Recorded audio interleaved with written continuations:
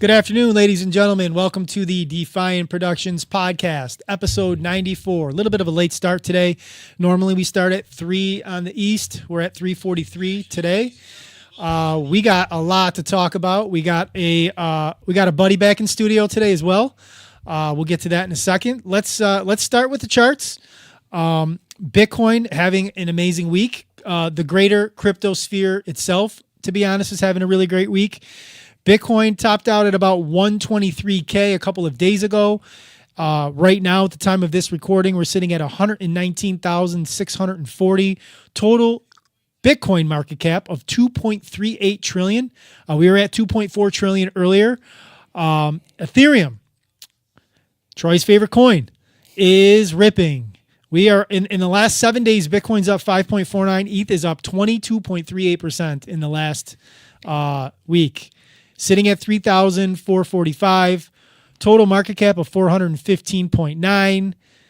We have a bet that I basically already won, that he said ETH was going to flip Bitcoin.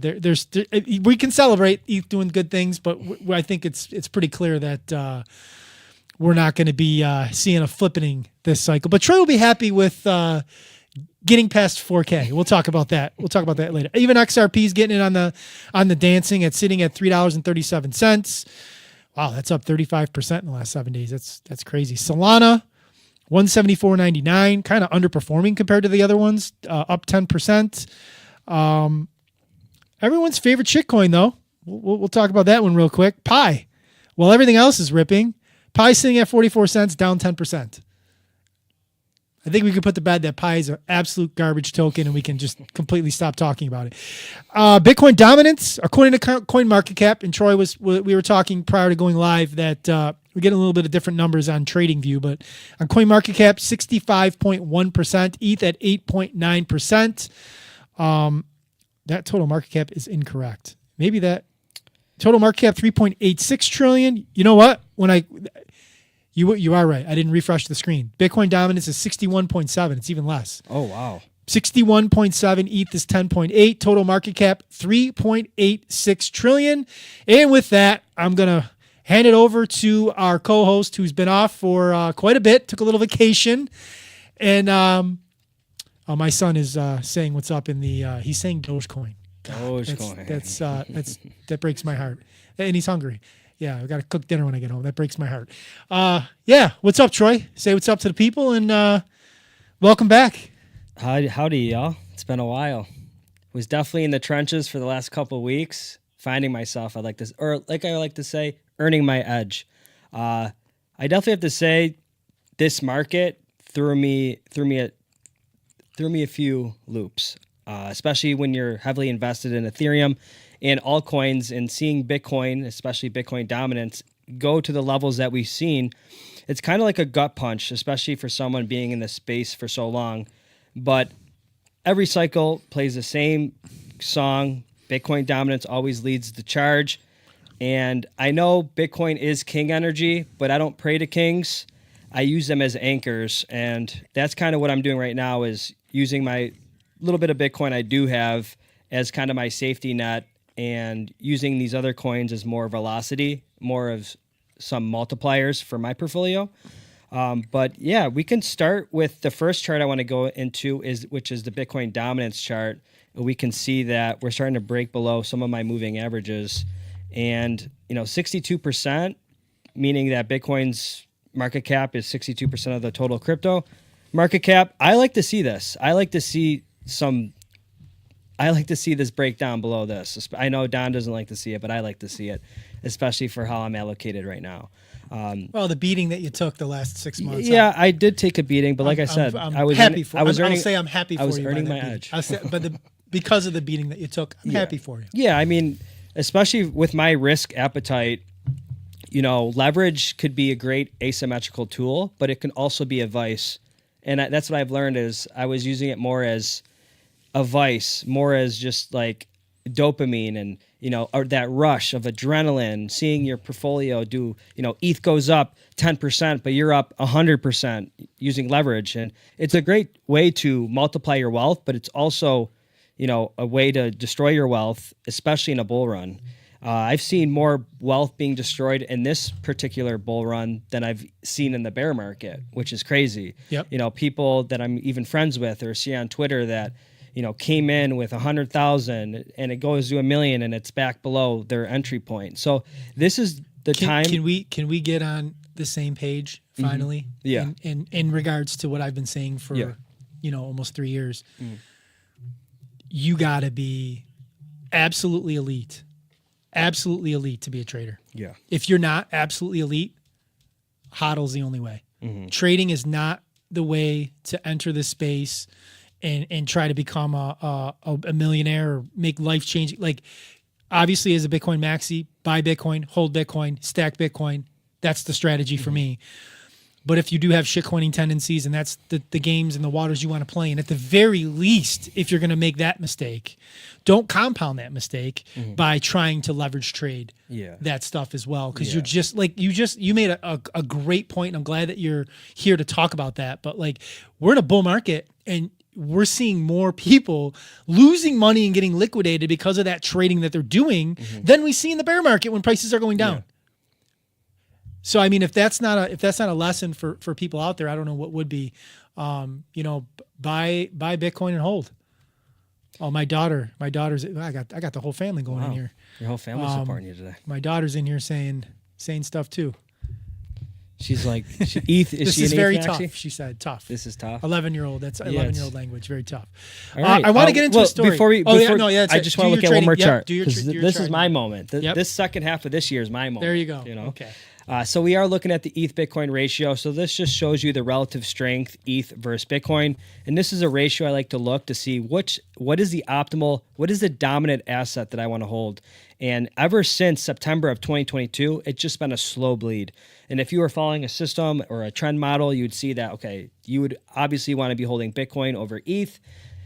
But if you're biased and you have ego, that could prevent you from trading systematically. But as you can see, for the first time, we're looking at the 4-day chart. Since like June 15th, we've been kind of breaking above these moving averages, and it looks like we potentially bottomed out. So what I'm doing is just an anticipation of a ratio flip, and I'm not saying market cap flipping. I'm talking about a ratio flip as what is the dominant major to hold. So these are key levels you want to look at, key ratios that I'm keeping an eye on. So I know that I'm going to rotate out of my shit coins, you'd say, ETH, Solana, the coins that I'm using for velocity, for like my multipliers in my portfolio, and slowly get into stable coins because, markets go up, but we know markets come down. So I just want to be prepared for that scenario. For when you're a Bitcoin maxi, right? Yeah, that'll be one day. Okay. Maybe our third year on the podcast. Okay. All right. I want to get your opinion on this story. We can. Actually, is this the right one? I just clicked out of that on accident. Yeah, let's get to this. We'll talk about this one first. I'll play this video. We got some big news coming out of Washington. We have some big news coming out of Washington. We have a couple bills that the Genius Act and the Clarity Act getting some momentum, and it looks like from what I've seen before we went live today that the Genius Act did pass. So let's watch this video really quick that the Bitcoin historian retweeted. We'll listen to that, and then we'll get our thoughts. Kind of, we talked a little bit before we went live about this, and we can talk on camera about how we feel about this government acceptance in this ecosystem. So let's watch this video real quick. There was that breakthrough last night after that record-setting 9-hour standoff on the House floor. But now key crypto bills, they've cleared their final hurdle before they can actually get to passage. So what happened was about a dozen some hardliner members, they did vote to advance the bills after getting a guarantee that a ban on a central bank digital currency, that provision would be included in must-pass legislation that's going to come up later this year. This puts Crypto Week potentially back on track, setting the stage for potential votes as early as today on long-awaited legislation that the crypto industry has been pushing for. Congressman Andy Harris, he's the chair of the House Freedom Caucus and was one of the holdouts. He said the agreement was a significant win for the American people, as a government-controlled digital currency poses a direct threat to financial privacy and economic freedom. Again, the House is going to start voting. It could be as soon as this afternoon, it looks like, on some of these bills. But Frank, as you kind of noted, they're going to be competing for floor time with that package to greenlight $9 billion in Doge cuts that's passed the Senate early this morning and has that Friday deadline. Plus, they're trying to get other government funding bills done. So we're going to see a lot of action in the House over the next 2 days. And there's already questions whether some of those crypto bills might get bumped to next week. But we do know that when we do expect to see the vote, we are anticipating that the two big ones will be bipartisan. So we got the Genius Act. And from what I've seen, the CBDC stuff was left out of the bill. That was cut out. So it was supposed to be anti-CBDC protections in the Genius Act, and that was one of the big things. Mm-hmm. What I'm hearing, and again, before we went live, I was trying to check things really quick, so I haven't done a thorough analysis yet. But some of the tweets that I was seeing from people were saying that the anti-CBDC protections were actually eliminated, and that's what helped pass it. And we were talking, prior to coming on, that, I often find myself not identifying with the current quote unquote Bitcoin maxi, especially the Bitcoin maxi post 2020 or 2021, with this like excitement of it being embraced by congressmen and congresswomen or even the president. I got in, at a time when it was the middle finger to the establishment. Like, I got in because I wanted a way to opt out of this bullshit, corrupt traditional system. And Bitcoin was what I seen for me. And I've always been anti-establishment. I've always been anti-government. I don't think the government's here to help me. I don't think the government has my best interest at heart. So while I recognize that for Bitcoin to go get mass adoption and for it to go mainstream like it has, it's going to require that we're embraced by these systems that I have vile feelings towards. It doesn't mean that I have to embrace them while they embrace us. They have to embrace us. We don't have to embrace them. Mm-hmm. I'm not celebrating any of these people. It's cool. It helps. It helps things go faster. It's nice. We can talk about it on a podcast. We can get excited about those types of things in those conversations. But for me to be surprised that they're keeping they took out the anti-CBDC stuff and to be like, oh, I can't believe it's like, yeah, I can 100% believe that happened. Like, I don't trust the government. Don't trust verify. When did we lose that ethos? Well, I remember Trump saying specifically that he was against CBDCs, and a lot of politicians. What is that changed in the policy? No, they supposedly are against CBDCs. CBDCs, yeah. But there are those and I want to show another video too. Our favorite Congresswoman Pocahontas, speaking on this. There are people in the government that completely sign up for the CBDCs, and the CBDCs are what the banks really want to control all this stuff. Mm-hmm. Like it's a banking thing. Like the ones that actually control government, the banks, the big lobbying banks. We'll jump right into this clip since you asked that question. This is. Senator Elizabeth Warren. Doesn't clarity define a digital equity or bond as a security under SEC oversight and limit utility tokens and memes to the CFTC, along with requiring cooperation on our rule harmonization? Or is she correct that companies can effectively choose their regulator under the bill? So this is Dave Weisenberg asking this question to his lawyer friends.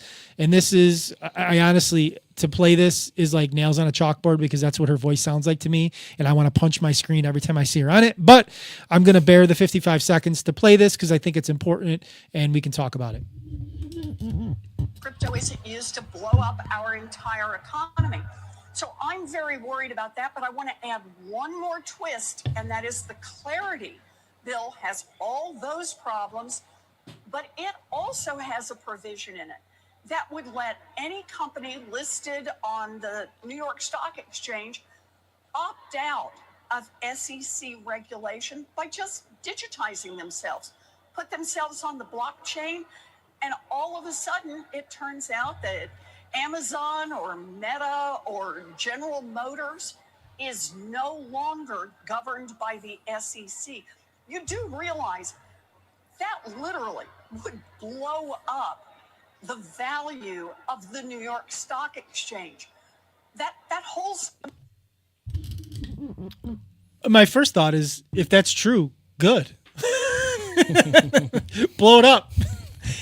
However, I don't think I like, again, I'm not a lawyer and I didn't read the bill from front to back to be able to say if that's in it or not. I think it's highly unlikely that that's the case. And I think she's grandstanding like she normally does. And she twists words and she twists thought. Like she said prior to this part of the 55 seconds in the interview, she went back to her same rhetoric that crypto is used to launder money and it's used to commit crimes. And it's like, yo, we're talking about a $2 trillion asset class, $3 trillion now. $3 trillion asset class, when she talks about Bitcoin too, a $3 trillion asset class with like, when we're talking about dollars, we're talking about like quadrillions of dollars. And then when you're talking about cash, you're talking about like hundreds of trillions of dollars that gets like transacted on the street corners and drug deals like every single day in every single inner city in the country. And it's like, why are you not talking about dollars as what people use for crime? It's like, these politicians, again, going back to my prior point, like the fact that we want to embrace these idiots, like somebody like her, and I guess the one thing about shitcoiners and Bitcoin maxis that we all can agree on, we all hate her. Yeah. It doesn't matter if you're a Bitcoin maxi or you're a shitcoiner. I think we all align in our hatred for Senator Warren and everything she represents because she's just backed by the banks. Like, if you want to be clear, she is one of the biggest lying pieces of shit in Congress. Apologies. That's what happens when you film live. She's one of the biggest pieces of shit in Congress because the things that she says are like nowhere near truth. But when you're talking to your constituents that are less than smart, They believe her. they believe it. They believe what she says and they think that that's true. So, we run into these problems. But you always need a villain in every good story. And she could be. She could play plays that the role villain. well. Yeah, she does. She plays the role well, that's for sure. Mhm. This is a big story. We didn't talk about me and you. I sent this to you, but you didn't respond. So we can talk right on camera about how you feel about this. Okay. You can show this real quick, Rich, if you got my chart up or not. So yesterday, real big on Twitter, some internet sleuths got to work. They found that the U.S. government apparently is about 179,000 Bitcoin short from what we thought they had. Yeah, I did see that. Yeah. Apparently, there's only about 29,000 BTC instead of the close to 200,000 that we thought that they held. Color me surprised. Simon Dixon, good follow on X. Over the last 4 years, the U.S. government has sold off nearly 80% of its Bitcoin strategic reserve. I don't like that wording because they never really had a strategic Bitcoin reserve, so it's not fair to say that. I like to keep things 100. I love Simon. I love a lot of what he says, but unless he's talking about the fact that, we talked about having one, but they didn't have one for 4 years. So that's kind of not accurate. What happened to the 119,000 BTC seized from the Bitfinex hackers? Good question. The U.S. now admits it holds only 28,988 BTC, a staggering drop from the previously reported 200,000 plus. China now holds the largest government-owned Bitcoin reserve in the world. I've seen something that the European bank holds more Bitcoin than the U.S. government. There's quite a few entities, and I think if I click on this, what wallets? Who's tracking what wallets? Because obviously everything's transparent. Could we have a mishap on that? I'm seeing a lot since that. I mean, this basically came out within the last 24 hours, and there's been a lot of like. You think it was the Biden administration selling? Yeah, well, I mean, yes, I do. I don't think Biden himself was doing it because I think it's pretty well established now that there was an auto pen that somebody was, maybe that was Warren, who knows, was controlling the pen and signing off on whatever they were doing. I don't think Biden knew anything but the administration, I mean, if this is a bad look.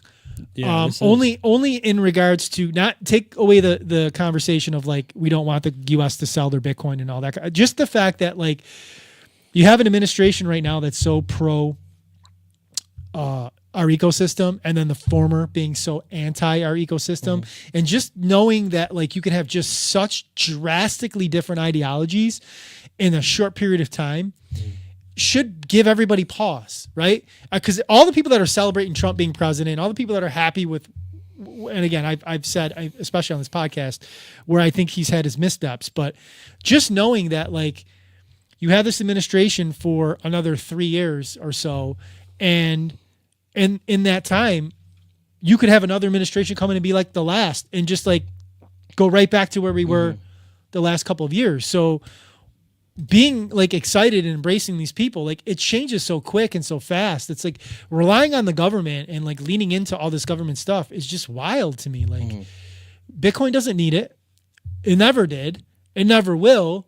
The government needs Bitcoin. Yeah. I mean, we're seeing, just seeing like the rhetoric from the guys that are smart in the Trump administration, the Howard Lutnicks and the Bessents, and the guys that speak very eloquently in regards to like finance and traditional finance and what they believe Bitcoin could do in terms of like how we fiscally, conduct ourselves on the national stage. And just knowing that you can have an administration right around the corner coming in like the last one that was even more fiscally irresponsible. I mean, they're all fiscal. There is no fiscal responsibility when it comes to government, but the Democrats have shown to be very fiscally irresponsible. And it's just like, here we are where we don't even know. There's no transparency. Like, we didn't even know this happened. Like, this probably happened the way that things kind of line up. Like, there was that last like 5 or 6 months of the Biden administration where they were talking about like passing stuff where they could sell it. And it could have been a spite move on the way out. Like, it's just like wild that this is like how our government conducts itself. Kind of like, 6th and 7th grade schoolboys and schoolgirls on the playground. You know what I mean? It's like ego. Like, we're tossing our Bitcoin over. Like, I mean, how much billions of dollars had they missed out on? Many countries have done that mistake. Germany, the same thing. If they sold in the beginning of 24 or early 24, like, you're talking about the ETFs launched and the price went to like, was it from 20 to like 30,000 or something like that. So we potentially, the government potentially missed out on a 5X on all that Bitcoin if they sold it at like 30,000 Bitcoin. If they sold it at 30,000 a Bitcoin and we're sitting at almost 120, what's that, a 4X? You missed a 4X. We might have to pack it up. 118,000 Bitcoin. Yeah. Yeah. So I mean, I don't know. There's a lot of conflicting reports on. I saw somebody say that it's possible that the U.S. Marshals only have that 29,000 and the 119,000 are with a different age. It's like, when can we just like audit all this stuff and get it all in the same spot? Yeah. Figure out where all the digital assets are, get them with one organization. Like, I thought that's what Trump was supposed to be doing. I thought he had the digital asset guy. I thought Sachs, that's his job. Sachs is going to find where all the digital assets are, whatever they may be, Bitcoin, Ethereum, whatever the hell we got, whatever we confiscated, and put it all in one place. Yeah. He got elected in January. We're in July, like 6 months later, and we can't. Like, you have a job. It's not like Trump's got to do all these things himself. Like, he allocates jobs to people. Yeah.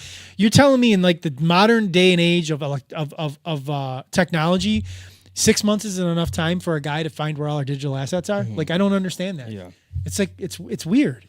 I don't know why that's not being talked about. Where I'm confused is how people, or at least like the crypto punks or people that are on chain, haven't been able to like see this, the real amount of Bitcoin in the wallet, right? Like, or is it just an estimate? Is that kind of like what it is? Or you're talking about the on-chain stuff? I'm talking about on-chain activity. Like, you're seeing, transactions being put through. Like, you would be able to tell if the Bitcoin left the wallet. That's what I would assume. So that's why I kind of trusted the amount of Bitcoin we had. But you would have to know, like, who owns the wallets. Oh yeah, true. So just because there's a Silk Road wallet, they can link it to the government, but that doesn't necessarily mean they own that wallet. Yeah, I mean, yeah. Okay. All right, next article here, we got Carl Menger, breaking Bitcoin 7-year trend line. Get your diapers ready, full Omega Sun candle. If you look up on the screen, Troy, you can kind of see like the trend line going up. In 2018, it looked like the start of the trend line was around 20K. What was it? Carl Menger. Carl Menger, yep. And it goes up 2021 top, that 69,000 top, or 64,000 top, and then the 69,000 top. So we actually broke those tops. And then the 2025 one at 110, like, we're actually above the trend. For the first time ever. Yeah, above that 7-year trend line. Oh. we're sitting above it right so now. we're not only in price discovery, we're in a whole new market structure. Like this is, it broke through that level. That looks healthy. So do you think we're gonna have a blow off Super top? I know bullish. we talked a little bit about it and like why you think it's good and why you think it's bad. Why do you think specifically like number go up? You wake up, Bitcoin's at 180 or 190 or 200. I don't want that. You don't want that. No. We were talking about that right before we went live. Yeah. And I said this, and I'll reiterate it for the viewers. I have blow off top exhaustion. Yeah. Being that I got in, I literally started my journey at the blow off 1,000 top and accumulated all the way down from 2014 to 15. It's my first beginning parts, and then experiencing the full cycle of 2017, 2018, the blow off top there, and then watching the blow off top in 21. It's like I have blow off top exhaustion. Let's get a healthy market that no longer has blow off tops as a part of it. Like, I don't know if the cycles are broken yet. I think the cycles as we know them, and that's blow off tops included, I think are done. I'm fairly confident we're not going to see a blow off top. Yeah. I'll be honestly very disappointed if we do have a blow off top because I don't think we'll have matured as much as we thought we did if we get that. Mm-hmm. And again, I don't think we're going to get it because I don't think we're going to have the type of retail involvement in this part of the cycle that we've had in the previous ones that kind of led that FOMOing blow off top type stuff. I also don't think we're going to get the type of alt season that we've gotten, but that would coincide with the blow off tops because if we're not getting a blow off top in Bitcoin, then we're not getting a blow off top in alts, which means that you're not going to see those 5, 6, 7, 80, 90, 100 X's, whatever the hell in those coins are. I don't think we get all that, which is fine. I think we need to get back to some sense of just like a mature market where, prices are just, we get these normal, like Bitcoin's going up forever. We know that. But it can do it in a much more methodical way than going from 20 to 3 to 69, 69 to 15, 15 to 200, 200 to 50, and 50, like I don't want that. Like let's just go. Like we can get our 20, 30, and I said it like before we went live. We may see like some traditional assets get that 40% drop in a 18-month span. Like maybe that happens in the future, and then you recover. Like Tesla stock does, or some of these other stocks, Apple stock. Like they have those types of moves, but like to see these like 75 or 80% like bleeds. You're over that. I'm over it, and I think the market is too. I don't think we're going to necessarily get that. But with that comes the fact that all the altcoiners and shitcoiners are going to be like, and I think they've already kind of, and you can speak to this because you kind of represent that, like they're completely blindsided by what this cycle has been. Because I think if you would have rewound 2 years, and we can because we were podcasting together, and I know what you thought and you expected. If you could go back to your two year ago self and tell them what was happening right now, they wouldn't have believed you. Yeah. They never would have believed you. They still don't believe you, even seeing it. Yeah, happen. I'm saying, like, I'm talking about you, like Troy going to talk to two, like talking to Troy in 2022 and telling Troy that this is what the prices were going to be at right now. You'd have been like, no effing way. Bitcoin's at what? And ETH and Solana and Fartcoin or whatever are only at what? The market cap or the market dominance is where? Like, you'd have been like, there's no way. Cycles are over. You'd have hands down since cycles are over. You know what I'm saying? But there like, would have been 2 Bitcoin maxis on this podcast. but we're sitting here now, and there's here we are. ETH's got its little pump, and I try to tell you, like, don't get excited as an altcoiner until ETH breaks 4,000. Yeah. If ETH doesn't break 4,000 relatively soon, I think. Well, when ETH moves, it moves. Like it caught me blindsided last cycle. Like I remember going from like 13 to like 28. It was. I don't think we can. Fast. But I don't think we can use last cycle as a barometer anymore because last cycle had no. I won't say no, but significantly less institutional involvement in coins. There's as more, this. less coins. We're definitely. You can agree. Like we're in a fragmented altcoin market. Of especially course. with that pump fund course. extraction. Like that was probably the worst thing I've seen. You guys in have crypto. cannibalized yourselves. Yeah. The altcoin market cannibalized itself. You guys got greedy which was always inevitably going to happen. Shitcoiners got greedy. It wasn't enough for them to. And here's the thing too: it's like you got you have the cults. You have your ETH cult. You have your Cardano cult. Your XRP cult. All these shitcoin cults.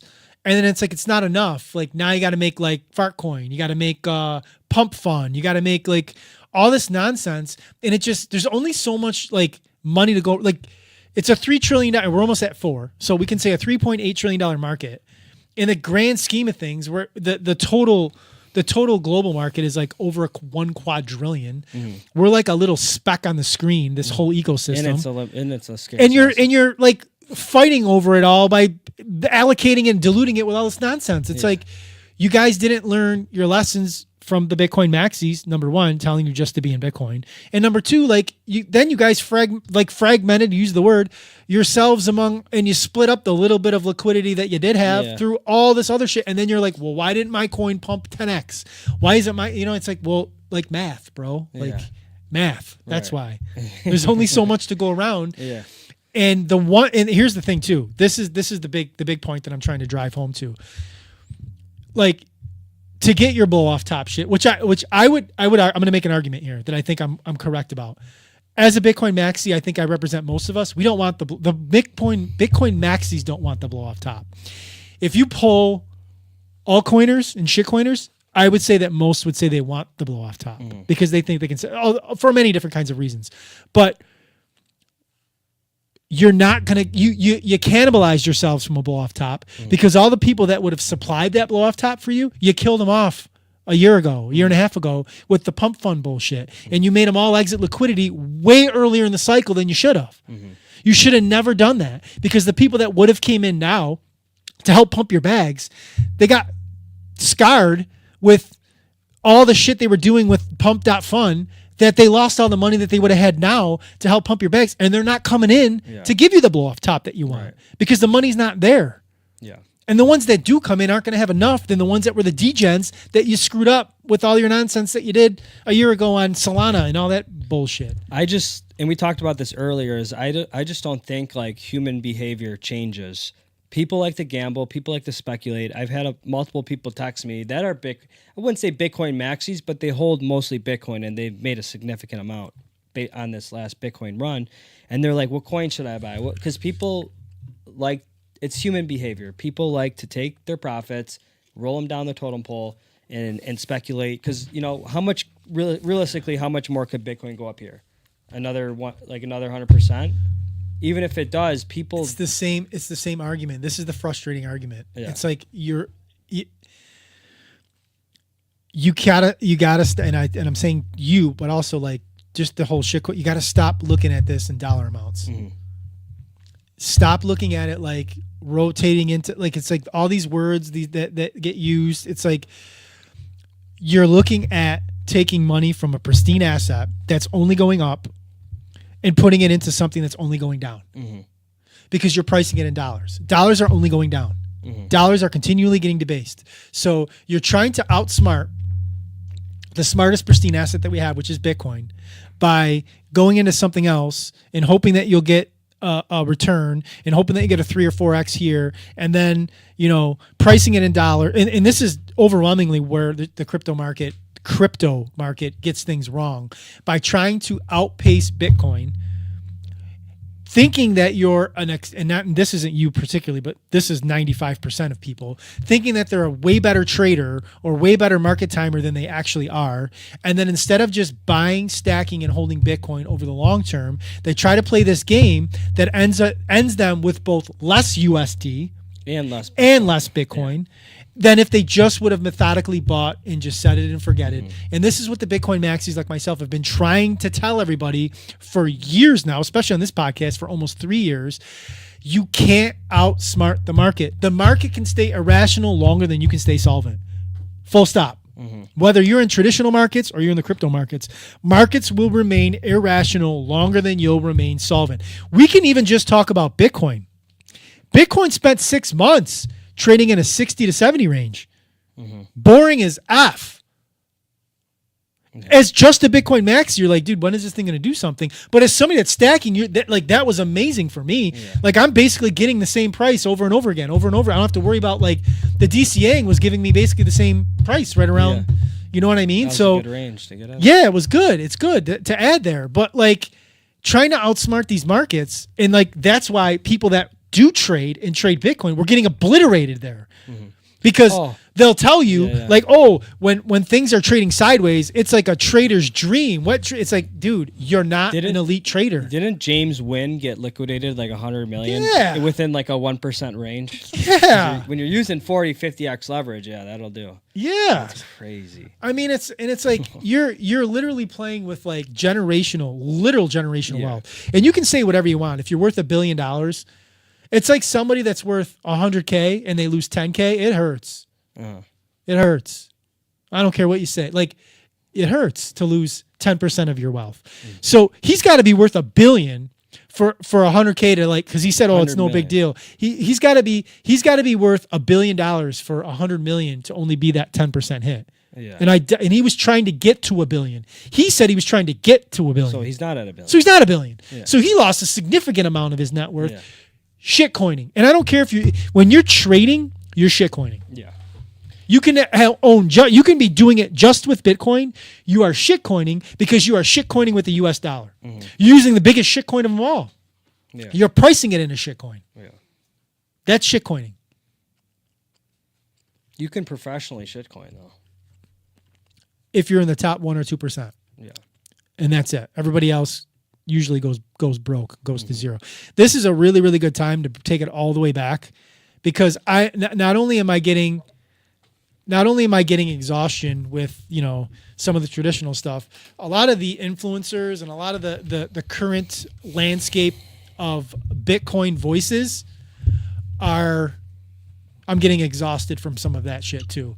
Just the fact of like what I talked about already on this podcast and before we went on live, like the embracing of the traditional, like loving that we're in bed with BlackRock and senators and presidents and wanting all this stuff to happen quick, and then feeling some type of way when a senator does something different than what they said, or the president does something different than what he said. And it's like, you are too intertwined with the nonsense and forgetting the plot and losing the plot.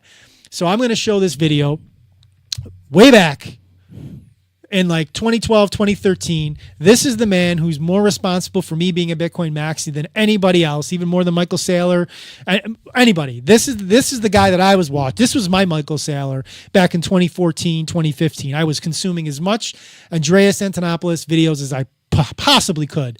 And I came across this video this morning and I was like, I got to play this on the podcast. It's only 1 minute long and I miss Andreas and I know why he left, and I don't blame him for leaving and not being a voice anymore.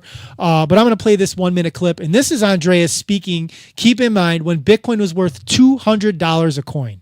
So keep that in mind as you watch this clip. Bitcoin is not smooth jazz. Bitcoin is punk rock. Deal with it. It is disruptive. And the reason it is disruptive is precisely why it's so difficult to swallow and swaddle in traditional investment terms. Bitcoin is the first completely decentralized transnational platform for exchanging value. It has no borders. It doesn't care whether you like the transaction or not. It is entirely based on mathematical verifiability. It is the internet, unleashed, unvarnished, unpolished, and uncensorable. And if you can't swallow that pill, there's a startup out there that's going to take that innovation and is going to disrupt your industry. Wow. You're a lucky guy for following him back then. I will say to anybody watching this that is not a Bitcoin maxi from my era, if you're a 2020 plus Bitcoin maxi and you have not consumed Andreas content, go on YouTube, put his name in, and start watching his videos and take it back to where this whole thing came from. he got it on such a and again, there's so much content now, and it's like some of the stuff that he says, you're just like, well, of course, but like you have to remember that was a time when nobody, I mean nobody, knew what this thing was going to do or what the possibilities were, and you got like him talking, you would think he was talking at 100K Bitcoin. Saying that stuff. He's saying this at 200 when there's like, and they didn't show the room, like the room ain't filled. There's not a lot. There's videos of him speaking at like Bitcoin 2013 where there was like 4 people in the room or 5 people in the room. Like I feel like we have to go back and like remember why this thing was created. And I said to you prior to us going live that I feel like a lot of Bitcoin maxis now are no better than the shitcoiners. Like they're losing the plot. Like we're wanting like the wrong things. Like the number go up is great. We talk about it. We start the podcast off with charts, so I get it. But like that driving everything and being like the talking point is just like, what are we doing? Like why we got like, you can go and buy traditional shit in outperform, get the S&P 500, and it's like it's more than just the number. Like we're here because the traditional system doesn't work for guys like me and you. Okay, I'm gonna say a name, and I actually, you know, I think he's definitely not representative of the point I'm trying to make anymore. But I'm gonna throw the name out there, Gary Cardone. I think Gary is a representative of like one of those billionaires that you'd be like, well, he's just here for the number go up. Gary shit. or Grant? Talking about Gary.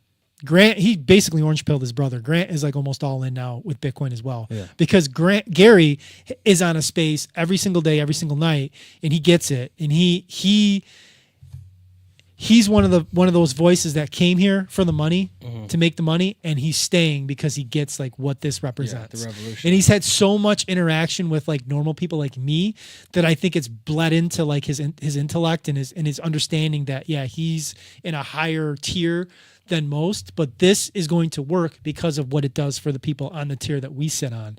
And it's more than just about the money or about the government. It's like what it represents and the trustless, permissionless aspects. Like he's one of those guys that although he's a name, a Cardone, like that he gets it. But there are a lot of others that are coming in this space that are only doing it because it's just mining fiat for them. Like they don't really completely. Or like a lot of the people that were releasing tokens on Pump, or like all the artists and celebrities, and that is bleeding into the quote unquote Bitcoin maxis who are just looking at it as a way, even though they want to say it maybe on a public forum, that they're still looking for their exit price. Mm-hmm. They're looking at like what, like if Bitcoin went to, and again, if Bitcoin goes to like 190 in like 4 days, there's going to be guys that consider themselves Bitcoin maxis that have a price they're going to sell at. Mm-hmm. Well, then they're not Bitcoin maxis; they're profit maxis. That's the point I'm trying to make. Like we're being overrun in this ecosystem just because they're not shitcoining and they don't own crypto per se, and they just own Bitcoin. They don't have the Bitcoin thesis ideology. Yeah. They're still looking for. They don't look at it like the exit plan. We look at it like they're looking at it. Oh, if it goes up to 190, I can buy a Corvette, or I can have more USD value. And then what's going to happen is the next 4 years are going to wish they just held their Bitcoin, the original position. Yeah, we are getting towards that ecosystem that's being created. You know, Jack Mullers and others are I love what he's doing. Making products that are going to make it easier and less risky for us to borrow against our Bitcoin without actually ever selling the Bitcoin. We're not completely there yet, but we're getting there. But in the meantime, like buying this at 100K and selling at 200K is no different than buying ETH. It's no different than buying Solana. It's no. I mean, it's just. I mean, what are we doing? I mean, what are we doing here?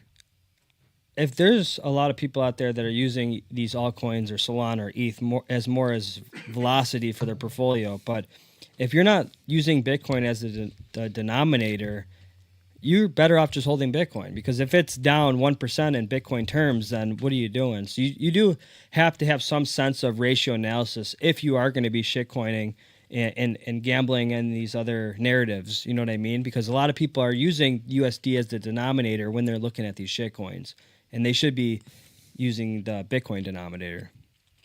I mean, that's why we start with the podcast looking at the ETH Bitcoin ratio, you know? Yep, I agree. Speaking of the Cardones, here's a tweet from Grant. Jerome Powell's sole mandate for higher interest rates is akin to Fauci mandates of a vaccine. Hard to comprehend, but both have the goal to destroy the middle class. A lot of conversation in regards to what Powell should or shouldn't do. I am in the camp that he raised rates too late. Yeah. And that he started to lower rates too late. But I think right now, because of how politicized everything is, I think not acquiescing to Trump and just doing whatever he's doing is probably. Mm-hmm.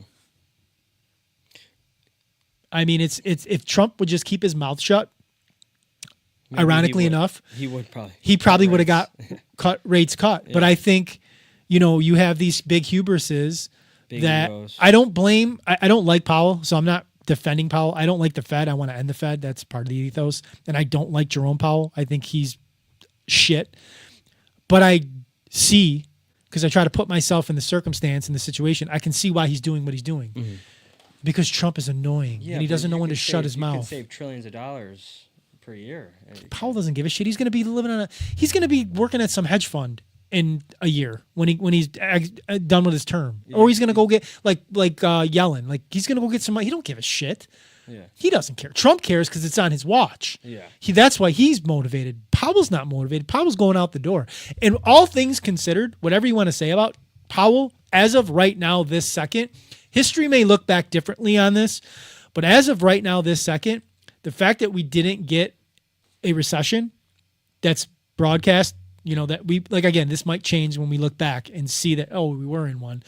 But, I mean, the economy didn't completely crash, and he got somewhat of a landing. Mm-hmm. It wasn't as harsh as we thought it was going to be back in 2022. It definitely didn't end up the doomsday scenarios that we thought could have happened. Yeah, so I got to give a little bit of credit to him that even though he was late on both ends, at least he didn't completely tank and blow everything up. So there's something to say for that. But if Trump would just shut his mouth, I think he probably would have already cut by now. But he may not cut till September, and we might get a little 25 basis point cut, which will basically be nothing. What are you looking for? Half point? I'm looking for, I don't give a shit what the Fed does. They're not even on my radar. Like, I could care less. What? If a bomb... You know what happens to if a nuke hits this country, the first place I hope it hits is the Federal Reserve Bank. Happens to what? ETH. With what? You know what happens to ETH when that happens? With what happens? When they cut rates. I honestly don't know what happens if they cut rates to the crypto markets. You don't? I don't know. Crypto or Bitcoin? Just the overall market. Overall market, yeah. We're at a point. I think we're at a point in the traditional cycle time where it's all just going to be kind of like, well, we can say Bitcoin and crypto. I think the last couple of days have showed us that like we're getting to that point where, now I think when Bitcoin moves, everything is going to move with it because I think everything woke up. Needless to say. So I think we may, and maybe we're not, and maybe that, that could be, we could be talking in a week or two that everything recessed in Bitcoin. The big key is going to be what happens next time Bitcoin has a little bit of a drop and then goes back far. Let's say Bitcoin drops to like 110 and then goes up to 130. What does everything else do when Bitcoin hits 130? I think that'll be, because we've had many points in the cycle where Bitcoin has hit an we've had like 5 all-time highs, 6 all-time highs this cycle. Every time Bitcoin's hit an all-time high, nothing else has really done anything. So the next time Bitcoin hits an all-time high, what the alts do will be very indicative of where we're going to go and what's going to happen. My alts, now that I'm thinking about it, some of my altcoins I'm holding are lower than they were when Bitcoin was at 30,000. Yeah. Yes. Especially like the gaming narratives. A lot of these like shit coins. Yes. Those got AI and gaming got absolutely annihilated. But AI is a narrative that's playing out in traditional markets, not in crypto. because the retail investor is not here. The people, this is the crazy wild part. The people that are holding the tokens are all the same people that were basically here the bear market. The people that stuck around, here's the thing. Here it is. This is what it is. The people that were here in the last cycle and left, some of those came back to join the people that stuck around in the bear market, and that's why there's no new money coming in. The new money that came in, and again, even with Bitcoin, there's not a lot of new retail in Bitcoin. It's the big holders. Yeah. It's the institutions that are coming in, and there are new retail people coming in only because it's on CNBC now, and they're seeing BlackRock, so it's giving them the permission. Yeah. Even others that we won't talk about this have bought in some of their first Bitcoin. It's giving people permission to get in, dip their toes in the water, buy their couple dollars worth. But I think overwhelmingly, especially in crypto, there's no new money that came in. There's no new bodies. There's no new money. Without that, you're not going to see all-time highs. 5 or 6. I'm not completely sure. Let me point. You can talk while I do this. I'm gonna chat AI because I'm not completely sure, and I want to know. Yeah, I mean, I'll go into some of the things that I've learned. I actually have a list right here from the last couple of months because I disappeared to get sharper, not louder, and what I'm doing is kind of being more conservative with my energy. I don't want to leak energy. I don't want to leak capital. I don't want to leak anything, especially when this is the moment, especially me. I've been in this industry for a while, and I've been in the altcoins for a long time. I've been waiting for this moment. So some things that I think people should realize is the market's job. Well, let's get this straightforward. Market is a killing machine, and its job is to seduce. So your job and my job and everyone else's job is to stay grounded. It's not about who's the loudest or who's making the most moves and rotating in the narratives. It's who can sit on their hands during uncertainty, who's the stillest in the market. And obviously, you have been still. Your Bitcoin hasn't moved in how long? You haven't been shitcoining, and you're doing pretty damn well right now. For your position. Yeah, and while you were it's doing the art that, of stillness. Yeah, I chat AI and I was right. 5. Yeah, 5 what? We've got 5 all-time highs. Yeah, 5 since 2024 when we got past 69,000. We hit 71,000 for the first time. We've had 5 Bitcoin all-time highs since 2024, and no other coin has hit their all-time high.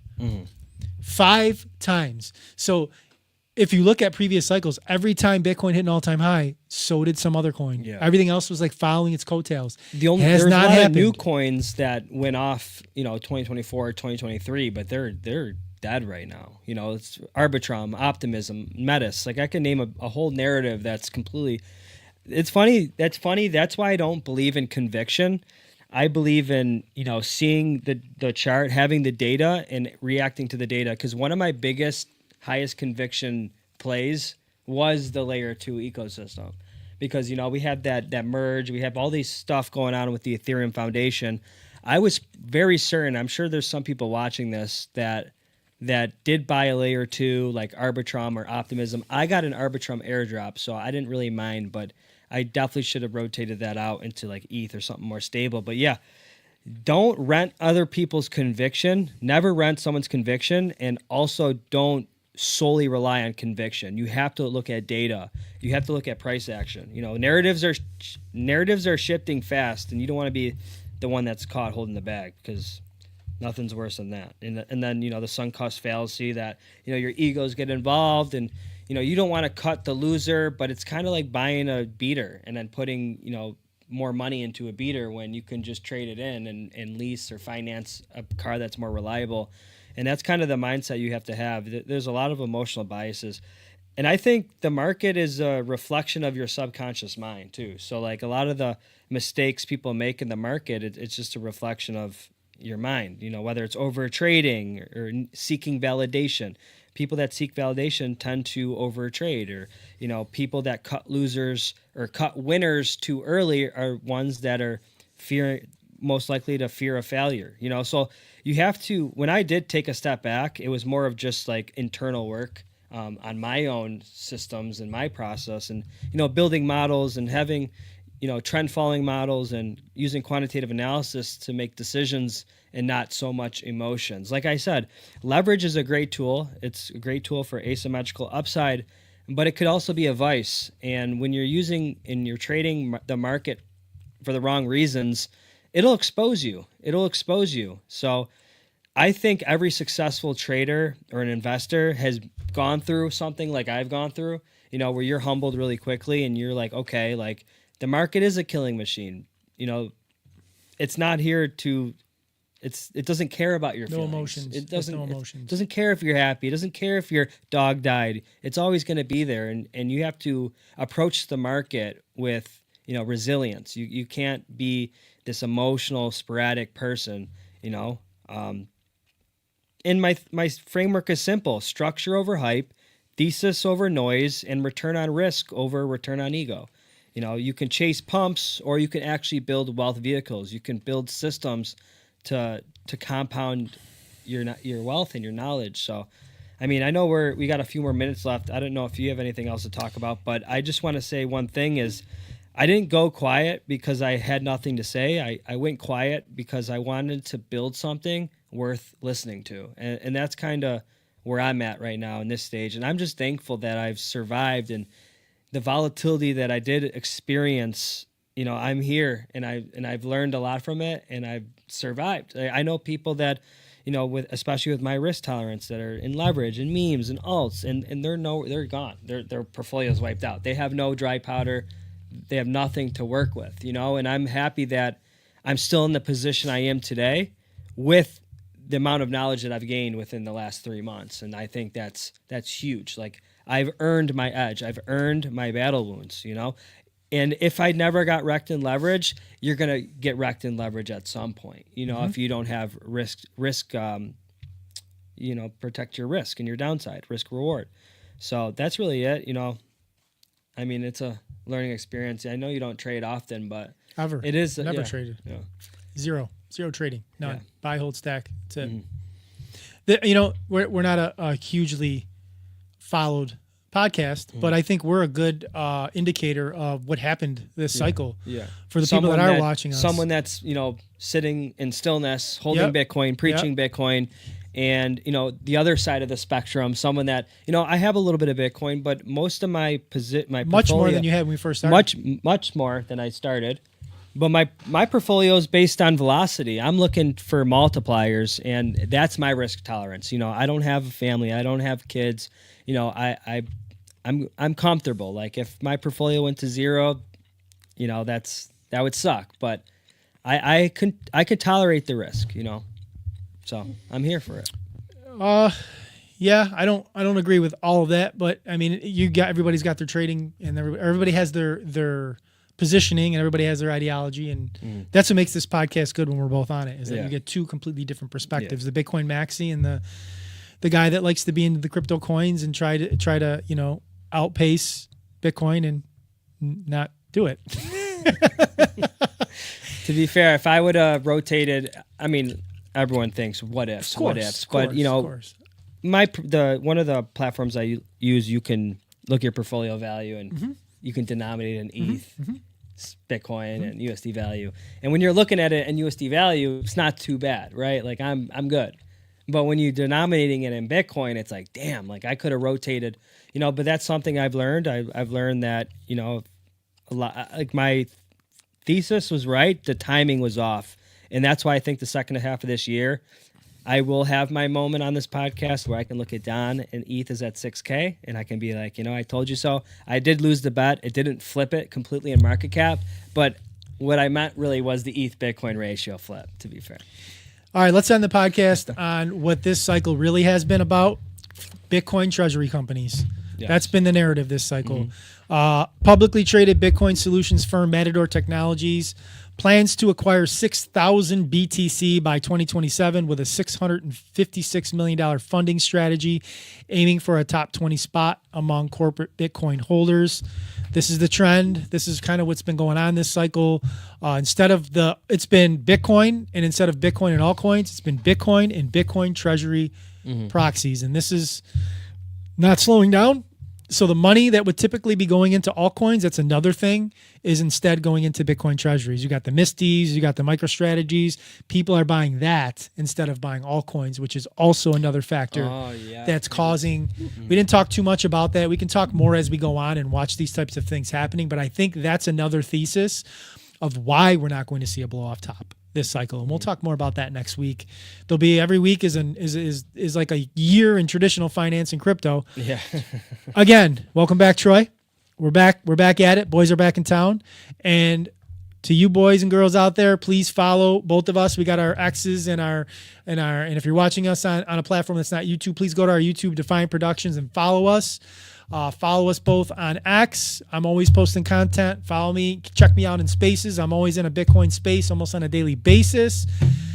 And as we always end this podcast with not just me, with me and Troy this week saying the same thing. Don't trust, verify. See you guys next week. Thanks for watching.